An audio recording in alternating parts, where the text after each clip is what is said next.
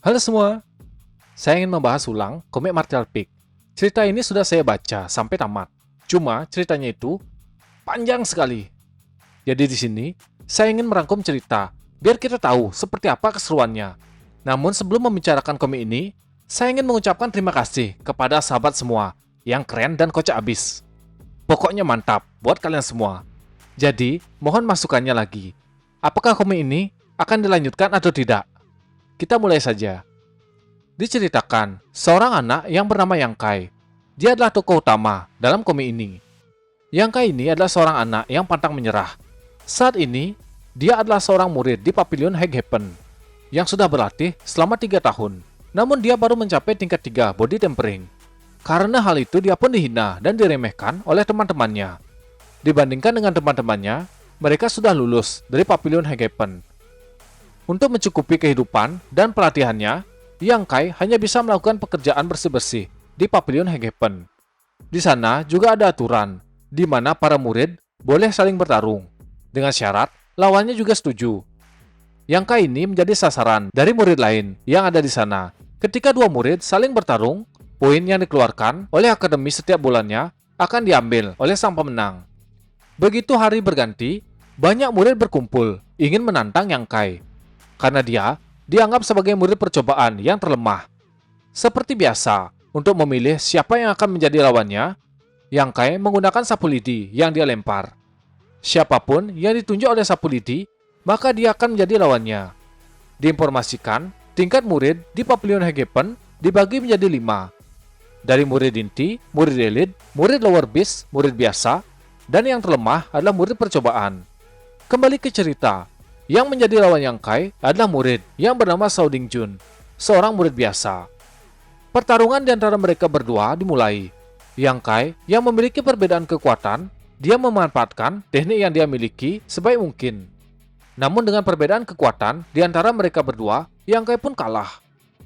Murid lain yang melihat pertandingan tersebut merasa Shao Ding ini begitu beruntung. Dia bisa melawan Yang Kai.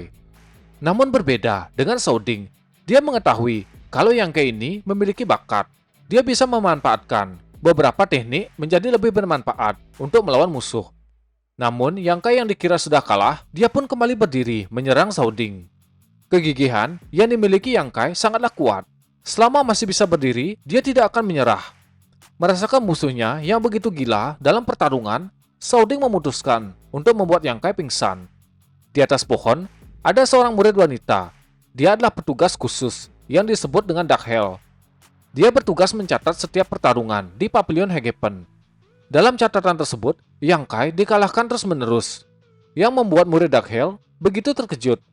Dia belum pernah melihat catatan kekalahan yang begitu menyedihkan. Sesaat kemudian Yang Kai pun tersadar dari pingsannya. Namun, saat dia sadar, dia sudah berada di bawah pohon besar. Hal itu membuat Yang Kai kembali berpikir, siapa yang telah memindahkannya? Setelah melihat ke tanah, terdapat bekas seretan yang membuat Yang Kai menebak kalau seseorang yang berniat baik memindahkannya ke bawah pohon. Namun, yang membuatnya heran, ketika dipindahkan, Yang Kai pasti diseret. Dia merasa luka akibat pertarungan sebelumnya menjadi semakin parah. Tanpa disadari, pada genggaman tangannya, Yang Kai memegang sebuah obat penyembuh. Entah siapa yang memberikannya. Mencium aroma wangi dari botol tersebut, Yang Kai merasa pemilik botol adalah seorang wanita. Dia pun kembali ke kediamannya, kemudian membuka pakaian untuk menyembuhkan luka-luka. Tapi karena Yang Kai mengetahui seberapa mahal obat yang dia dapat, dia mencoba melakukan penghematan dengan memasukkan obat tersebut ke dalam bak mandi, kemudian dia berendam. Setelah semua beres, Yang Kai tidur. Bantal yang dia gunakan bersinar, dan keringat dingin keluar dari dahinya. Dalam tidur, dia bermimpi bertarung melawan Shao Ding. Namun ada perbedaan. Dalam mimpi tersebut, Yang Kai bisa mengalahkan lawannya. Dia begitu bahagia. Akhirnya, memiliki kekuatan yang kuat. Levelnya juga meningkat. Kembali ke kenyataan. Dalam tidur, muncul senyuman pada wajahnya. Bantal berwarna hitam yang digunakan untuk menopang kepalanya masih bersinar. Kemudian berubah menjadi bayangan hitam, masuk ke dalam dahi Yang Kai. Teriakan dikeluarkan. Kejadian tersebut membuat Yang Kai terbangun dari tidurnya. Dia berpikir, apa dia terbangun karena mimpi tersebut? Dia memutuskan untuk tidak melanjutkan tidurnya. Benda hitam yang sebelumnya digunakan sebagai bantal tidur tiba-tiba muncul di atas tangan Yang Kai. Benda tersebut melayang dan bersinar, kemudian berubah menjadi sebuah buku dengan semua halaman yang berwarna hitam. Yang Kai terkejut dan menjatuhkannya. Dengan tubuh gemetar, dia berusaha mengambil buku tersebut. Merasa penasaran, Yang Kai membuka halaman demi halaman, namun tidak ada isinya. Dia mencoba menyobeknya, tapi buku tersebut sangatlah kuat. Diinformasikan, benda tersebut dia temukan saat berburu di gunung. Dia tidak menduga benda tersebut adalah sebuah buku. Tiba-tiba, muncul sebuah tulisan emas pada buku tersebut. Yang Kai merasakan kata-kata tersebut memiliki aura yang sangat kuat. Dengan cepat, dia pun menutup. Namun, karena penasaran, Yang Kai memutuskan untuk membukanya lagi. Kalimat dalam buku hitam berisikan tentang tubuh keemasan. Di sana juga ada informasi tentang darah yang ditakdirkan. Maka dari itu, Yang Kai meneteskan darahnya ke atas buku hitam. Darah itu tersedot. Tiba-tiba muncul sebuah tengkorak emas dari dalam buku. Tengkorak itu bersinar dengan warna keemasan. Kerangka emas tersenyum meremehkan Yang Kai. Hal itu membuatnya kesal. Dia berusaha menyentuh tengkorak emas. Tengkorak emas mendekat ke arah Yang Kai, kemudian memasuki tubuhnya, yang membuat Yang Kai sangat panik. Dia terjatuh, mengerang kesakitan. Kerangka dalam tubuh Yang Kai mengalami retakan, perlahan digantikan dengan tengkorak berwarna emas yang baru saja masuk. Teriakan yang sangat keras dikeluarkan oleh Yang Kai. Dia berusaha keras untuk melawan karena takut tubuhnya akan direbut oleh kerangka emas. Hingga akhirnya dia pun pingsan. Waktu terus berjalan. Setelah sadar, kepala Yang Kai terasa berat. Dia merasa tubuhnya tidak sakit lagi. Di samping itu, luka-luka yang sebelumnya tiba-tiba sudah sembuh. Namun kultivasinya masih berada di tingkat 3. Yang Kai mencoba mencari buku hitam. Seketika buku itu muncul di depan Yang Kai. Saat dipegang, buku hitam kembali menghilang dan bisa muncul seperti sebuah sihir. Dia menebak apakah bahan dari buku tersebut adalah Soul Stone. Karena memiliki harta berharga seperti itu, membuatnya yakin bisa mengalahkan setiap master yang ada. Namun untuk saat ini, yang bisa dia lakukan hanyalah berlatih. Yang Kai terus membaca metode yang keluar dari dalam buku hitam. Saat menerapkan metode latihan tubuh emas, Yang Kai merasa ada aura yang masuk ke dalam pikirannya, memberikan informasi terkait metode latihan. Karena keasikan membaca, Yang Kai tidak sadar sudah larut malam, dan memutuskan untuk beristirahat. Keesokan hari, saat fajar menyingsing, Yang Kai sudah bangun. Dia bersiap melakukan pelatihan. Beberapa gerakan sederhana dia lakukan, sesuai dengan metode yang ada di dalam buku. Sekujur tubuhnya terasa sakit, tulang di dalam tubuhnya mulai bereaksi. Baru 3 gerakan yang dilakukan oleh Yang Kai memberikan dampak rasa sakit yang luar biasa. Namun Yang Kai tidak akan menyerah dengan rasa sakit seperti itu. Dia terus melakukan pelatihan. Matahari mulai naik. Setengah jam kemudian, dia pun menghela napas dan beristirahat. Namun perubahan telah terjadi pada tubuhnya. Level Yang Kai meningkat. Dia naik ke level 4 body tempering. Raut wajahnya langsung berubah. Dia begitu bahagia. Dalam setengah jam, dia bisa meningkatkan kekuatannya yang berhenti selama 3 tahun. Tiba-tiba, perut Yang Kai mual. Dia memuntahkan kotoran yang ada di dalam tubuhnya. Tidak menyangka, teknik tubuh keemasan begitu luar biasa. Setelah melakukan pelatihan, Yang Kai kembali ke rutinitasnya, menjadi petugas kebersihan. Saat ini, murid wanita Dark Hell ada di atas pohon. Dia terkejut melihat Yang Kai yang sedang menyapu. Namun saat ini, Yang Kai dalam keadaan merenung, yang menyebabkannya menyapu di tempat tersebut selama 1 jam. Hal itu membuat murid Dark Hell tertawa, merasa Yang Kai ini orang yang aneh. Hal yang dipikirkan oleh Yang Kai terkait dengan metode latihan tubuh keemasan. Seorang murid yang tergesa-gesa pergi ke aula kontribusi, dia menabrak Yang Kai. Murid itu terjatuh. Saat ini, tubuh Yang Kai begitu keras, dan Yang Kai tidak menyadari hal itu. Di Papillon Hegepen ini, ketika murid memiliki poin, mereka bisa menukarkannya ke aula kontribusi. Akhirnya, Yang Kai juga mengingat hal itu. Dia ingin menukar poin miliknya, tapi menyapu halaman tidak mendapat banyak poin. Karena hal itu, dia memutuskan datang ke aula kontribusi paling terakhir. Setelah selesai menyapu, Yang Kai pun datang ke aula kontribusi. Di sana, ada seorang penjaga yang dipanggil Bendahara Meng. Poin kontribusi yang didapat Yang Kai dihitung. Setelah dipotong 10 keping perak, Yang Kai memiliki 12 poin. Merasakan poinnya tidak seberapa, Yang Kai tidak ingin menukarnya. Bendahara Meng kembali memberikan nasihat kepada Yang Kai, mengatakan dia tidak cocok berada di Pavilion Hegepen, kemudian menyuruhnya kembali ke tempat asalnya. Yang Kai berbalik keluar dari pintu. Dia mengatakan tidak memiliki tempat untuk kembali. Setelah mendapat 10 keping perak, Yang Kai pergi ke desa Black Plum. Di jalan, Yang Kai melihat seseorang bersama dengan kelompoknya. Dia merasa dari kelompok tersebut ada seorang murid dari Pavilion Hegepen. Namun, hal itu tidak terlalu dipikirkan. Yang Kai sudah sampai di sebuah toko. Dia akan membeli beras. Karena uangnya cuma sedikit, Yang Kai memutuskan membeli sedikit beras. Namun pemilik toko begitu baik padanya. Dia memberikan beras secara gratis kepada Yang Kai, yang membuatnya merasa tidak enak. Namun pemilik toko memaksa Yang Kai. Dalam hati, Yang Kai merasa banyak berhutang. Setiap kali dia membeli beras, pasti akan diberikan beras secara cuma-cuma oleh pemilik toko. Pada akhirnya, Yang Kai hanya bisa mengucapkan terima kasih. Tiba-tiba, 2 orang datang. Salah satu dari mereka terlihat dalam kondisi buruk. Orang yang datang sangat kasar. Dia mendorong pelayan toko hingga terjatuh. Orang tersebut mengatakan kalau toko tersebut menjual beras beracun. Tentu saja pemilik toko terkejut. Dia merasa difitnah oleh orang-orang yang datang. Yang Kai memperhatikan wajah orang tersebut. Dia merasa tidak asing dengan wajahnya. Dia pun mencoba membela pemilik toko. Akan tetapi dihentikan oleh pemilik toko. Pemilik toko tidak ingin melihat Yang Kai terlibat masalah karenanya.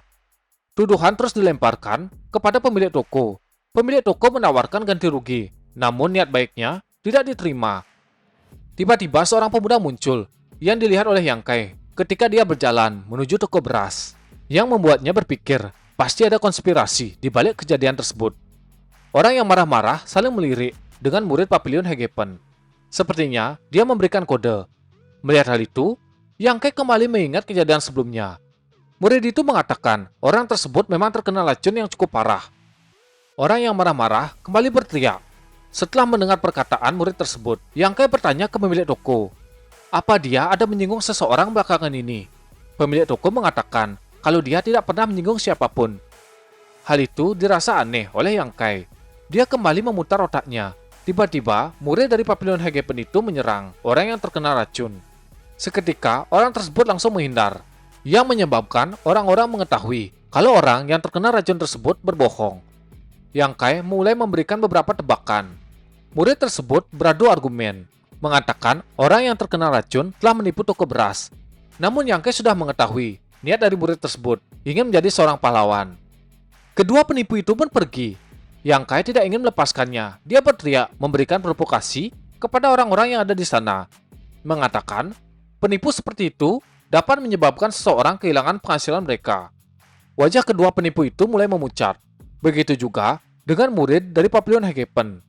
Dia tidak menyangka rencana yang sudah dia siapkan begitu baik akan menjadi seperti ini. Saat murid itu merenung, Yang Kai pun mendekatinya dan mengajaknya menangkap penjahat tersebut. Murid itu pun langsung kesal melihat Yang Kai yang telah merusak rencananya. Namun, Yang Kai terus memaksa menangkap penjahat tersebut. Orang yang ada di sana terprovokasi. Mereka berteriak memberikan semangat kepada murid Pavilion Hegepen. Dari belakang, Yang Kai menepuk bahunya, menariknya agar segera mengejar penjahat. Karena sudah seperti ini, murid dari Pavilion Hegepen itu pun mengikuti situasi. Dia bergerak menangkap kedua penjahat. Orang-orang yang ada di sana bersiap dengan peralatan seadanya untuk membantu menangkap penjahat.